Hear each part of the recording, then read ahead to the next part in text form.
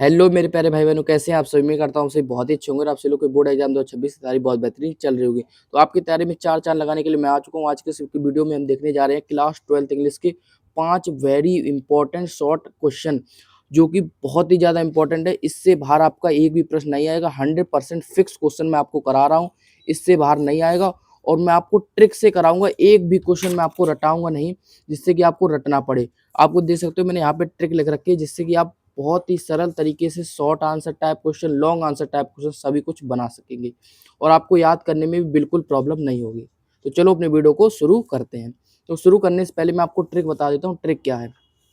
Trick देखिए यहाँ पे लिखी है। आपको करना क्या है, आपको क्वेश्चन को शुरू करने से पहले आपको कुछ लाइन लिखनी है। अकॉर्डिंग टू द राइटर, पहले आपको ये लिखना है। अकॉर्डिंग टू द राइटर लिख दीजिए, या तो इन तीनों में से कोई लिख दीजिए, इन दोनों में से। In the opinion of the writer और in the eyes of the writer, इनका मतलब अकॉर्डिंग मतलब राइटर के अनुसार, और इन द ओपिनियन इसका भी मतलब यही है। इन द आइज मतलब राइटर की नज़रों में। यहाँ पे मैंने लिख दिया है। और देखो इतना लिखने के बाद यहाँ पे आपको राइटर का नेम लिखना है। राइटर का नेम लिखने के बाद ऑफ द लेसन, लेसन का नेम लिखने है, यहाँ पे नेम लिखना है। नेम के बाद आप क्वेश्चन उतार दीजिए। क्वेश्चन कैसे उतारेंगे, आंसर, क्वेश्चन का आंसर कैसे बनाएंगे, जो उसमें व्हाट डिड करके दिया होगा उसमें आप क्या कर देंगे, डिड को रिमूव कर देंगे और सेकंड फॉर्म यूज करेंगे। और फिर आपको आंसर लिखना है। फिर लास्ट में आपको क्वेश्चन लिखना है। क्वेश्चन का आंसर कैसे बनाएंगे, 10 करके वही आप क्वेश्चन उतार देंगे। देखिए मैं आपको लिख के दिखाऊंगा तभी आपको समझ में आएगा। देखिए यहाँ पे मैंने यहाँ पे लिख रखा है, क्या है, what did MML say about the language and it's important. MML ने लैंग्वेज के बारे में क्या कहा था और उसकी महत्व के बारे में भी क्या कहा था, बताएं। तो देखिए यहाँ पे मैंने वही पहले बताया आपको।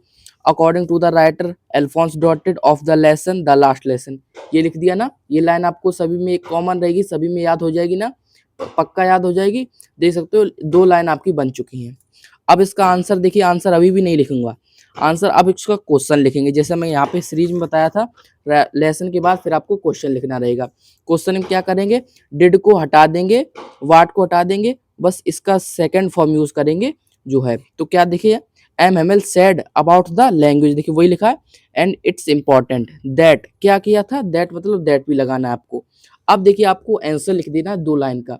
MML ने लैंग्वेज के बारे में क्या कहा था, French language is the clearest language. French language जो उनकी है, जो उनकी भाषा एकदम स्पष्ट और तार्किक भाषा है। तो वही मैंने यहाँ पे बस 2 लाइन का यहाँ पे आप उसका लिख दिया answer. French language is the most clearest and logical language. देख सकते हो अगर कट जाए, अगर आपका कुछ गलत लिख जाए बीच में, तो उसको एक लाइन से काट दीजिए, जिससे कि पता ना चले आपका। इसका इंपॉर्टेंट बारे में क्या कहा था, कि इंपॉर्टेंट बारे में देखिए, and language is very important because we are safe because of our language. हम अपनी भाषा का वो सेफ है, मतलब ये समझिए, क्योंकि भाषा से ही आपको उन्होंने बहुत सी बात कही थी, लेकिन आप ज़्यादा चक्कर ना पड़ी, बस इतना लिख दीजिए। बस यहाँ से लेके यहाँ तक का आपका आंसर है, बस 2 लाइन का। और ये देखिए फिर हम क्या करेंगे, इतना आंसर होने के बाद फिर हम वही क्वेश्चन उतार देंगे 10 करके। 10 MML said about the language and it's important, जो क्वेश्चन में लिखा है। देख सकते हो अब मैंने कुछ भी नहीं किया, बस क्वेश्चन को ही उतार दिया पूरा, और क्वेश्चन से बस अपनी 2 लाइन का आंसर लिख दिया। जो जो बीच में इंपॉर्टेंट है उसको ब्लैक से लिख दिया। और बस ये आप ना करना, ये मैंने आपको समझाने के लिए कर दिया। यहाँ से लेके इतना ही बस आंसर है इसका। और पूरा आपका देख सकते हो बहुत ही अच्छे तरीके से आपका बना है, सिस्टमेटिक आंसर बना है।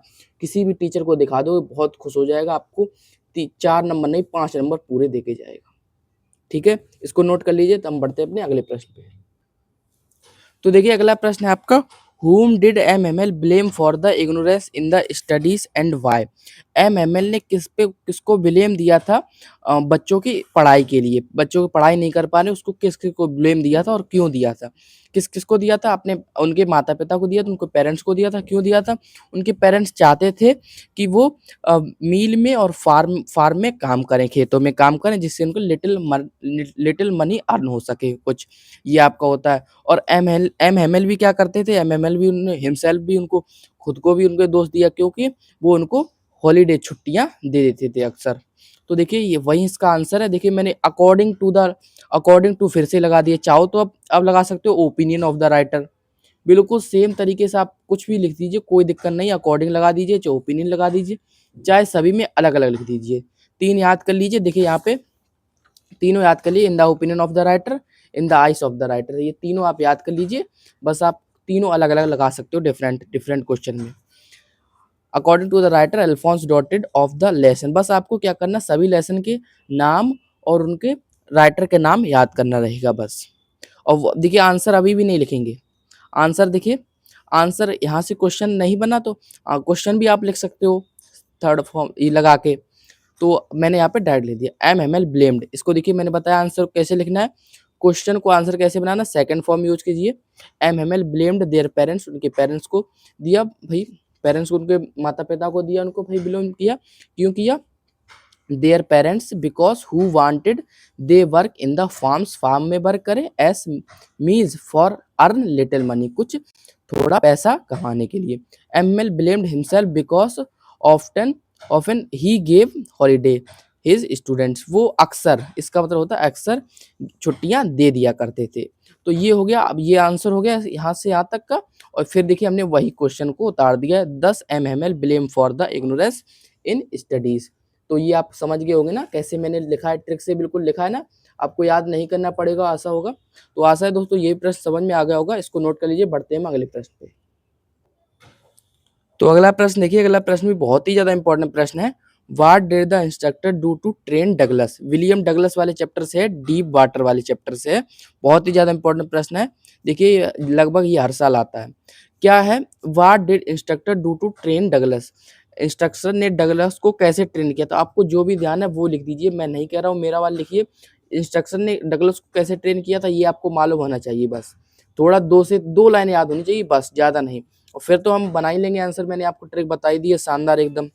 According to the writer William Douglas of the lesson deep water, to train Douglas, Douglas को कैसे ट्रेन किया, to train Douglas the instructor first of all, उसको टॉट मतलब सिखाया था, exhale under water and also inhale, inhale भी सिखाया था, मतलब पानी में कैसे उनको सांस लेनी है और कैसे सांस उनको छोड़नी है। अगला देखिए, and during the training, training के दौरान इंस्ट्रक्शन उनके क्या करता, एक रस्सी को बांध देता था उनके, अटैच कर देता था उनसे, ए रोप अटैच्ड ए रोप इन डगलस। आफ्टर 6 मंथ, वो 6 महीने के बाद सीख गए थे अच्छे से। After 6 month Douglas had trained हो चुके थे, डगलस सीख चुके थे। Does the instructor do to train, देखिए वही मैंने यूज कर लिया ना, बस 2 से 3 लाइन का आंसर है बस आपका। और पूरा देखिए ये इसमें बताइए 25 मोर देन 25 वर्ड है इसमें, मोर देन 30 भी वर्ड हो सकते हैं, इसे नोट कर लीजिए। हम बढ़ते हैं अपने अगले प्रश्न पे। तो अगला प्रश्न देखिए, अगला प्रश्न आपका है द रेड ट्रैप से, ये भी बहुत ही ज्यादा इंपॉर्टेंट प्रश्न है। Who was the rat trap seller, red trap seller मतलब चूहेदानी बेचने वाला कौन था। वैगाबॉन्ड था ना घुमक्कड़, जो कि घूम घूम के क्या बेचता था, घूम घूम के आपका सेल करता था mini rat trap, small red trap. How did he make them, और वो रेड ट्रैप चूहेदानी को कैसे बनाता था, बताइए। देखिए मैंने वही लिख दिया, according to the writer Selma Lagerlof of the lesson the rat trap, देखिए वही है, कुछ ज्यादा अलग से नहीं है। The rat trap seller was a vagabond, देखिए इसको ब्लैक से कर दीजिए, and he sold the mini rat trap, ठीक है, वो छोटे छोटे रेड ट्रैप चूहेदानी बेचा करता था। ही मेक्ड रेड ट्रैप बाई मटेरियल, वह मटेरियल से बनाता था, ऑब्वियस सी बात है मटेरियल से ही बनेगा। ही गॉट, वह मटेरियल को यहाँ तक लिख दिए, चाहे तो थोड़ा और बड़ा कर दिए, ही गॉट बाय बेगिंग, उस मटेरियल को कैसे पाता था वह, बेगिंग मतलब मांग के हुए पाता था। एट स्टोर्स, स्टोर से या फार्म से, दस ही मेक्ड देम, इस प्रकार वह बनाता था। देख सकते हो बहुत ही ज्यादा इंपॉर्टेंट प्रश्न है और मैंने किससे ट्रिक से एकदम लिख दिया है। अगला क्वेश्चन देखिए, why did Gandhi ji child the lawyer, Gandhi ji lawyer पे क्यों चिल्लाए थे। ये क्वेश्चन आपके लिए होमवर्क है, देखिए मैं आपको बता देता हूँ, ये क्वेश्चन आपके लिए बहुत ही ज़्यादा इंपॉर्टेंट ये प्रश्न है, गांधी जी वाले चैप्टर से, इंडिगो वाले चैप्टर से, बहुत ही इंपॉर्टेंट प्रश्न है। बताइए, पहले आप वही लिख देंगे ट्रिक से, देखिए मैं आपको बता दे रहा हूँ बस, लेकिन आपको लिखना खुद से है।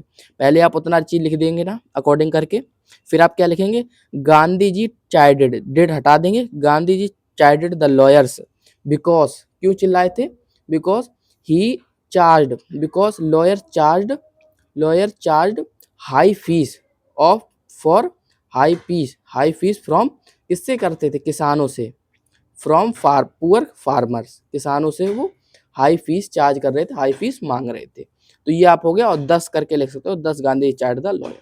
बस देख सकते हो कितने सरल से मैंने क्वेश्चन बनवा दिए। आशा है दोस्तों आपको ये समझ में आ गए हों क्वेश्चन। अगर 1-2 क्वेश्चन बाहर भी आते हैं, अगर आपको कहानी इसकी याद है कैसे लिखना है, तो आप बाहर भी क्वेश्चन को आराम से कर पाएँगे, कोई आपको दिक्कत नहीं होगी। तो आशा है दोस्तों ये आपको पूरी वीडियो मेरी पसंद आई होगी। वीडियो पसंद आए तो वीडियो को लाइक ज़रूर कर दीजिएगा। मिलते हैं ऐसे एक और शानदार वीडियो के साथ, तब तक के लिए धन्यवाद।